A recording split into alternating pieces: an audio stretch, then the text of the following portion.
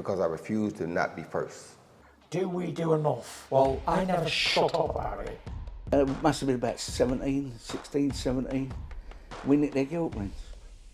Right, the bouncers' guilt rings. This is no good for me. That's the reality. If you want the honest truth, and I see it every day. This is COLM McGuigan for IFL TV, proudly sponsored by Everlast. Delighted to be joined by Jason Quigley here in Dublin, Ireland. First of all, you got married a few weeks ago. You've got a big fight in New York coming up. Biggest win yet, boys. You've got a big fight in New York coming up. How's preparation for that, especially after getting married? It's actually been perfect, you know, in terms of I had a good 10-round win in Dublin there a couple of weeks back. Had a good 10-12 week training camp leading into that fight, and then we had a week off then for the stag. We had another week off then for the wedding. I still kept training in between times, you know, just run, bit of strength and conditioning, and had an unbelievable weekend in Donegal getting married, you know, it really was. And I've said it a few times now, and I don't mean to be too cheesy, but, you know, the best weekend of my life so was. And, you know, we're back now with a head down, just keeping the ball rolling now, straight. I didn't know that I'd be spending my honeymoon in a boxing training camp, but here we are. And I'm excited now for the fight, and everything's been going well the last couple of weeks. When did you find out that this fight was possible? Because a lot of people were expecting Paddy McCrory to actually fight Berlanga in this, and then you kind of came out of nowhere and it was announced. When did you hear about it, and when did it get done?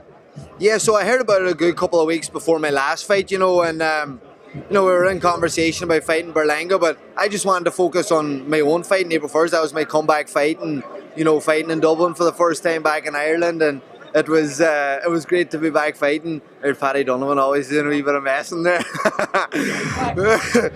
But, you know, we heard about it a few times, and I never really took it on, to be honest, before my last fight, because, you know, I wanted to concentrate that, but I got a good 10 rounds under my belt, felt good in there, came out injury free, and actually got the phone call. I was on the stag do, and I was like, I know bother, lads, tell him I'm coming for him. So that was great, you know, and I didn't say yes there on the spot, you know, I had a good chat and to my team and everything when I got back from my stag, and, you know, we just set everything in stone then, so we did, and ready to rock and roll now.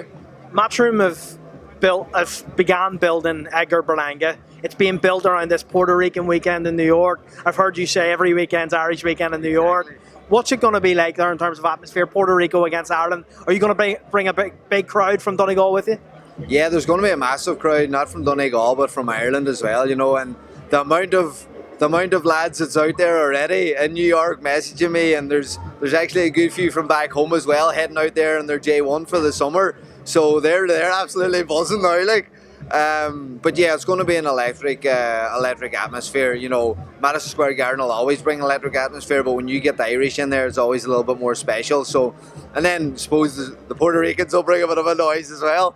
Hopefully all the fighting's done in the ring, not in the crowd. But no, it's going to be great, and we're really excited. We're really looking forward to it. And yeah, you know, Matchroom this is Berlanga's, you know, debut fight now for Matchroom, and, you know, he hasn't performed to, I think, what they're thinking his full potential in his last couple of fights. There's a lot of pressure on him. Big show for him on his home turf, Madison Square Garden, first show on Matchroom, and they made a big mistake picking me. I'm going to be there for IFL. Can't wait. It's going to be unbelievable. But in terms of you and what you can do better than Edgar Berlanga, what weaknesses does he have, and what can you do better than him on the night in Madison Square Garden? You know, I believe that Berlanga hasn't been in with anybody like me yet. You know, I can box, I can move, I can be up on my toes, but I can also stand there and let a few go, and that's his strength. But, you know, once I start hitting him and hurting him, he's going to think twice, because maybe they're going to think they're going to come in and they seen what happened in the Andrade fight. That's boxing. These things happen. Do you know what I mean? You got caught early, jaw was broke. That's the way things go. Do you know what I mean? So, maybe they're going to look at that and see that, you know, we're going to try and do the same. And they kind of need to do the same to make a statement. Do you know what I mean? Because he's getting a bit of slack recently by his last couple of performances. The pressure's on him.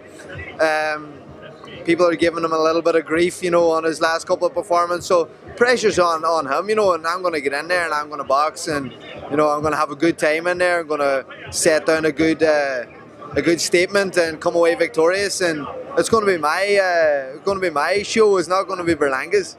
Well, thank you very much for your time, Jason. Really appreciate it. See you in New York. See you in New York, lad. Good man.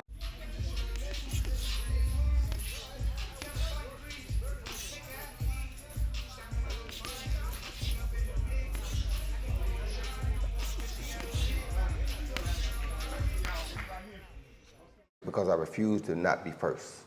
Do we do enough? Well, I never shut up about it. It must have been about 16, 17. We nicked their guilt rings. Right, the bouncer's guilt ring. This is no good for me. That's the reality. If you want the honest truth, and I see it every day,